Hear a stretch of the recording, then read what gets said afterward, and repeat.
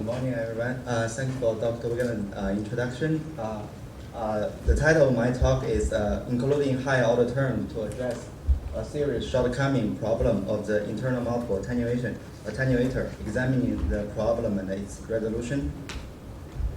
First, I would like to remind you how this talk fits in the overall project and the main point we want to deliver from this talk. Yesterday, Dr. Weglein talks about the current status of the inverse scattering theory internal multiple attenuation algorithm and the challenges it faces. And also, Dr. Weglein talked about the M-OSRP three-pronged strategy to address the internal multiple removal challenges. And for the first aspect, which is the prerequisite satisfaction, this has been covered by my colleagues during yesterday's presentation. And starting from this talk, we began our discussion that the activities beyond the ISS attenuator. This talk focuses on the first item, which is removing artifacts or spurious events. By artifacts or spurious events, we mean the current ISS attenuator may produce non-physical events in the prediction results. And for the second item, the internal multiple elimination, my colleague Yang Zhou will talk this item right after this talk. Before we look at the main points we want to deliver from this talk, I'd like to add a few words on how we understand the current ISS attenuator showing both strength and limitation at the same time. To make the long story short, and without the mass details, the way to understand the current ISS attenuator to showing both strength and limitation at the same time is as follows. For every seismic data processing job done by inverse scattering series, it requires cooperation between different terms.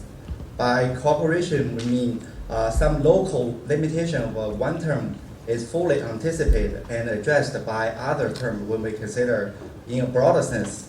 So in this prediction specifically, we will show how other terms from the inverse scattering theory anticipate the spurious prediction of this current ISS attenuator and remove this limitation. By listening to this talk, hopefully the audience will be clear on the following points. First, the circumstances under which the spurious events can occur and its resolution within inverse scattering series. Second, when the spurious events matters. And the third, what to do to address the spurious events. To communicate through the previous points, this talk follows the outline shows here. First, we will give a brief study on the current ISS internal multiple attenuator, and then we will analyze the spurious events and its removal within ISS. And then after that, we show some examples showing the significance of removing spurious events. And in the end, there are summary and acknowledgement. Before we actually step into the details of this talk, I'd like to remind you several definitions that will be useful in this talk. This table shows the catalog of the seismic events after the removal of the reference wave and ghost. Basically, after the removal of reference wave and ghost, the seismic events are divided into primary and multiples. For the primary events that experience only one upward reflections, only one upward reflection. See the picture here, one upward reflection is called a primary. And for the multiple, is an event that experienced multiple reflections. And let's see the picture to see clear definition of this. So for a given multiple event, we ask the question that are there any downward reflections at the free surface? If yes, it's called it is considered as a free surface multiple. Like in these two pictures, there are downward reflections happen at the free surface. So these two events are both considered as a free surface multiple. And further, we ask questions: how many downward reflections at the free surface? Here, there's one only there's one downward reflection here, so it's called a first order free surface multiple. And for the second event, although it has 3 downward reflection, but it has only 1 downward reflection has a free surface. So this event is still considered as a first order free surface multiple. And the algorithm developed by Dr. Paulo Carvalho and Professor Weglein takes care of this free surface multiple. Next, we see the internal multiple. Again, for a given multiple, we ask whether are there any downward reflection at the free surface. If no, which means all the downward reflections happen below the free surface. For example, in this, there's only 1 downward reflection, and it happens below the free surface. And this one, there are 2 downward reflections. They are both at the free surface multiple. So these 2 events are both considered as internal multiples. Further, we ask how many downward reflections at any reflector below the free surface. See, in this case, there's one and only one downward reflection, so it's the first order internal multiple. And in this case, there are 2 downward reflections, and one here and one here, so it's the second order internal multiple. And please notice the big difference definition of the order between the free surface multiple and the internal multiple. Here, the order of free surface multiple is by counting the number of downward reflections only at the free surface. Like in this case, we only consider this one. However, in the definition, the order for the internal multiple is with counting all of the downward reflections below the free surface. So it's different definitions. After the definition, let's see the current ISS internal multiple attenuation algorithm. We will illustrate this algorithm in the 1D normal significance for simplicity. First, we have the input of this algorithm, which is the data consisting of primary and the internal multiples. With this input of this algorithm, this current algorithm calculates the term d sub 3 of t and d sub 5 of t and following subsequent terms. First, the d sub 3 of t we call is attenuator of the first order internal multiple, and d sub 5 of t is the attenuator of the second order internal multiples. And the attenuator of the first order internal multiple provides the first order internal multiple prediction, and the attenuator of the second order internal multiple provides the prediction for the second order internal multiple. And for the subscript 3 and 5, this subscript, this number originated from the different terms in the inverse scattering theory that derive these terms. And with adding this prediction of the internal multiple with different order to the input of this algorithm, we have the output of this algorithm, which is with the internal multiple attenuated. So we use this simple 1D normal secant to illustrate the current ISS internal multiple attenuation algorithm. Last slide we said we only use the input of this algorithm to calculate the d sub 3 of t and d sub 5 of t. In this slide, I will use d 3 of t as an example to show how we actually calculated this, the first order internal multiple attenuator. First, we take a Fourier transform on time to have the data in frequency domain.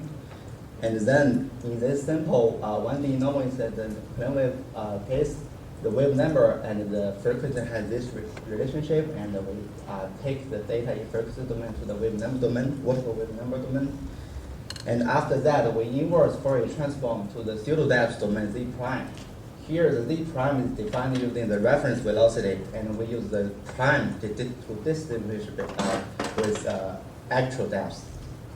And after we get B1 of z prime, we plug in this B1 of z prime into this expression to calculate B3 of k. And after that, we take the data back to the time frequency domain, and we inverse Fourier transform on the frequency to obtain this the prediction of the first order internal multiple. And in this loop, we start from the data input of this algorithm, and we end up with the calculation of the first order internal multiple. the key step in this loop is this expression to using B1 of Z prime to predict the first order intermultiple. And the next slide, I will provide an intuitive understanding on how this expression to calculate the first order intermultiple. Here we show the same expression from, in the last slides. The basic idea behind this expression to predict the first order intermultiple is we notice the three integral here. Each integral will provide a sub-event. For example, in this case, the innermost integral provides a sub-event SAE, and the middle integral provides the sub-event DBE, represented by the dashed line. And the third integral, the last one, provides a sub-event DBCR. And this gives the first order intermultiple SABCR. And for the, notice here, the deeper, shallower, deeper comes from the limit of this integral expression. For example, in the D3 prime case, from the limits, we know that D3 prime is bigger than D2 because the epsilon is a positive number. So, which means the A is deeper than B because the positive direction is defined in the downward. So, this limit gives the relationship with the deeper, shallower, deeper. For the accurate time prediction, we know the first order intermultiple prediction has the accurate time. And the accurate time is achieved by the three exponential terms in this represented in the blue, because the time of SABE, which this one, plus the time of DBCR, this one, minus the time of DBE gives the time of the first order intermultiple SABCR. This is the time. And for the amplitude of the predicted intermultiple equals minus time times the attenuation factor and times the accurate amplitude of the real intermultiple in the data. And the attenuation factor is a number that is bigger than 0 and smaller than 1. And in the talk right after me, my colleague Yang Zhou will tell you how to essentially provide an elimination algorithm which lets this attenuation factor goes to 1. Now let's stop a second and review what happened up to now. We said the input of this algorithm is the data consisting of primary and intermultiples. And from the last analysis from this figure, we show the 3 primary sub-events because all of them have one upward reflection. Will provide the first order intermultiple prediction. And here, the important point is because the primary are always present in the data, so the first order intermultiple will be always predicted by this expression. Then question is, what about other part of this input data? For example, we have intermultiples here. To answer that question, we see this table. First, the column here means the sub-event activities. For example, the sub-event activities involve primaries only, which we have seen from last slides. This gives the first order intermultiple prediction. And for the sub-event activity involve both primary and intermultiples, the result is a high order intermultiple and sparse events. And by high order intermultiple, we mean the second order, third order, higher order than the first order. Let's see the pictures to see the high order intermultiple prediction. Here, the intermultiple acting as sub-events were first started by Haiying Zhang and Simon Shao. They used a 2 reflector case shown here to show that when for example, in this case, primary, and intermultiple, these 3 sub-events can predict the second order intermultiple in this case. And for this, this is the second order intermultiple prediction. Then we have the picture for the sparse events. When you have 3 reflector case, the primary, internal multiple primary will predict the non-physical events. It's not existing in the data shown in this figure. And please pay attention to this condition. This condition comes from the deeper, shallower, deeper requirement in this expression. And later we will use this because this is a condition that the sparse event can be generated.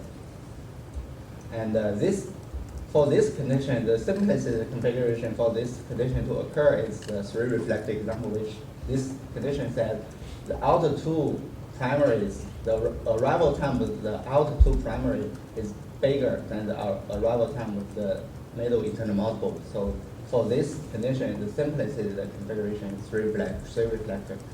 This is for this sparse events type 1. For another sparse events, when you have starting from the 4 reflector case, the primary internal multiple may also give you a sparse events, different type. And also there's a deeper, shallower, deeper requirements, and the condition for this is expressed in this expression. From these conditions, we can understand the more reflectors you have, the easier for this condition, the condition to occur. That will be later be relevant in our discussion. Please pay attention to that point.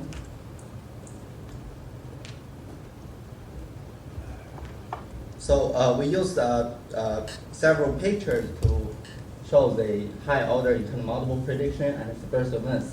One comment on the high order internal multiple predictions here is it can be shown that this high order internal multiple prediction is actually useful for the attenuator in the high order internal multiple in the data. But for this talk, we only confine ourselves to the first order internal multiple removal, and with our purpose is to address the sparse prediction. So up to now, from the previous several figures, we understand the condition under which the sparse events are generated. The reason is that when an internal multiple itself acting as sub-event can produce a sparse event when the number reflected is 3 or more, and the certain timing relationship occur.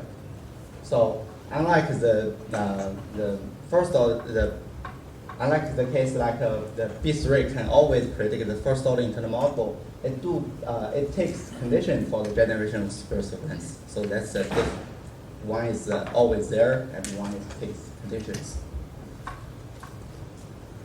Here, the two terms showing this slide is actually the first found from the inverse scattering series, and to address the sparse prediction. The circle superscript here means this term that can address different types of sparse events. I'm not going to the details of this derivation of this term. The message communicated by this term is as follows. From the previous analysis, we know the internal multiple in the B1 acting as sub-events can produce sparse events. And we said just now the B3 always predicts the internal multiple. Therefore, the B1 plus B3 reduce the internal multiples in B1. So if we use the B1 plus B3 and new ingredient and new B1 to calculate this B3, to input this expression, so the result is the sparse events will be addressed. So that's the basic idea communicated from the previous two equations after we found from the inverse scattering series. And after that message understood, we can extend the current algorithm. Because this currently is for the 1D case, we can, and after that understanding, we can extend this algorithm to a multi-dimension. So up to now, we understand the circumstances under which the sparse events can be generated, and the resolution with the inverse scattering series to address those sparse events. And next, the question is when the sparse event matters. And to answer that question, let's review the reason behind the generation of the sparse events. We said an internal multiple itself acting as a sub-event can produce a sparse events. So let's say you have strong internal multiple generators, which means the strong internal multiple generated will give you the strong internal multiple. And the strong internal multiple itself acting as sub-events can produce a relatively strong sparse events. So this can be the case that, for example, if you are in offshore Brazil, you have the water bottom, the top salt, and base salt, then you have the pre-salt target, and above the pre-salt target, you have several strong internal multiple generators. That could be your concern, but don't jump to the conclusion, because remember, they require this kind of conditions. Certain timing relationships need to occur for that sparse events to be a concern. And also, even if the certain timing relationship occur, another question is whether the sparse events predicted by the current algorithm is in your target region. If it's too deep, then it is you do not need to worry about it. But if it's in the region of your target, then we said that removing the sparse events is equally important than removing sparse events in your target. And another case is, for example, remember we said that the more reflectors you have, the more easier for this timing relationship occur. In other words, the more reflectors the medium has, the greater chance for the generation of the sparse events. So we say the more reflector you have, that will be always your concern that the sparse events can be issues. And corresponding to these two sort of case, we will show the example in our numerical test. Next, I will show some numerical test. First, it's in this close to 1D world, the pre-salt model. Here we show the model parameter of this pre-salt model, and we have the water bottom, top salt, base salt, and upper pre-salt target. And with this model, we use the reflective method to generate the test data. We have 4 primary and several internal multiples. The subscript means where the reflection happens, and the blue line is represents the primaries, and the red line represents the internal multiples. With this input data, we can calculate the prediction results from the current ISS attenuator without addressing the sparse prediction. And this is the result. Again, the blue line represents the actual primaries, and the red represents the actual internal multiple data, and the prediction results without addressing the sparse events shown in green. Let's say you don't know the medium, and you don't know the current ISS attenuator can produce the sparse events, and you, depending on the prediction results, you say this is the sparse events, and this is because you don't know the current ISS attenuator can produce sparse events, so you think this is the multiple, this is the multiple, and this is multiple. For this 3 and this one is correct because they are actually the multiples in the data, but for this one, it's actually our target primary. But if you misinterpret this target primary as the multiple, then you remove the target primaries. Actually, this is the sparse events, and this is without the addressing the sparse events. And here shows the results with the addressing of the sparse events. You can see the sparse event is addressed, and the target primary is preserved without damaging the target primaries. Here, I would like to emphasize the parameter in this case is arranged to see this could be, the sparse event could be an issue. It doesn't take many reflectors to have this issue, but don't jump to the conclusion say as long as you have several bunch of internal multiple generated above your target, you must have the sparse event issue. That's not the case. You need still further attention on the condition of the sparse events. Next 2 examples, we use the well-up data, one from the Saudi Aramco and the other one from the Kuwait Oil Company. And this will have the many internal multiple generators, and this will show, in that case, the spurious event will always approach your concern. Here shows the model from the solid example, the velocity profile. We use this velocity profile to generate the test data.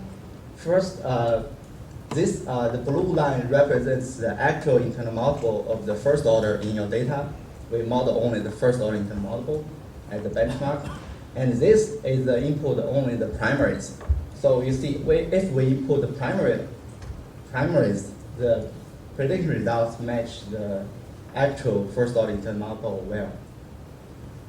But if you input both primary and internal multiple without addressing spurious events, the prediction results starts to show the degradation. I will flip back and forth to see the difference. So here we only input the primaries. Here we input both primary and internal multiple without addressing the spurious events. And next we show the results with addressing the spurious events. Here we show the results with addressing the spurious events. So I will flip back and forth. See, this is the without the addressing. This is the with. With the addressing of the spurious events, the result is not as good as you only input the primary. The reason is that we know the first order internal multiple B3 is only an attenuator, and how well you can address the spurious event depends on how well you can predict the internal multiple in the first. So next, we'll show the test from the model from the Kuwait oil company. This is the velocity profile. This is the density file. We use this to generate the test data. First, the blue line represents the actual internal multiple of all orders in your data. This time we modeled the internal multiple of different orders in the data. And the red line represents the prediction results without the addressing of the spurious events. You can see there's a mismatch shown in the actual and the prediction results. Next, we show the results with the addressing of the spurious events. Here is the results. This is with the addressing of the spurious event, where the black arrow shows the place where it improves the results dramatically. The results is when we first see these results, we are impressed by the performance of this addressing spurious events, because what we do is just add the B1 plus B3 as a new input of this current ISS attenuator algorithm. And the reason why it improves a lot is that the spurious prediction is actually there, so we have this big performance. Now we have the summary. We examine the circumstances under which the spurious event can be generated, and we also propose the resolution of that issue from the neural scattering series to address the spurious prediction, and we show the significance. One last item, what to do to address the spurious event. If you decide the spurious event is your concern and you want to apply the proposed algorithm to address the spurious event, as an example, given 2D data sets, and this represents what you do for the current algorithm in this circle. First, you take this data in space-time domain to essentially get the B1, and then calculate the first order internal multiple attenuator, and then you output this prediction of the first order internal multiple. And if you want to address the spurious predictions, then you actually add the result B1 to the results of B3 to B1, and as a new ingredient, and plug in this expression and calculate the B3 again. So that's how to address the spurious events. Code delivery, we will perform more tests on the proposed algorithm addressing sparse events in multidimensional, and the addressing sparse events will cost more, but it will not require a new generation of compute capability. We say this because the talk right after me, my colleague Yang Zhou will talk about an elimination algorithm. That algorithm will require a lot more computer capabilities, and more detail will be covered during EK's talk and our invited guest talk, Mike Brown. And the code, documented code for addressing sparse events in multidimensional will be delivered at the end of 2014 at our program website.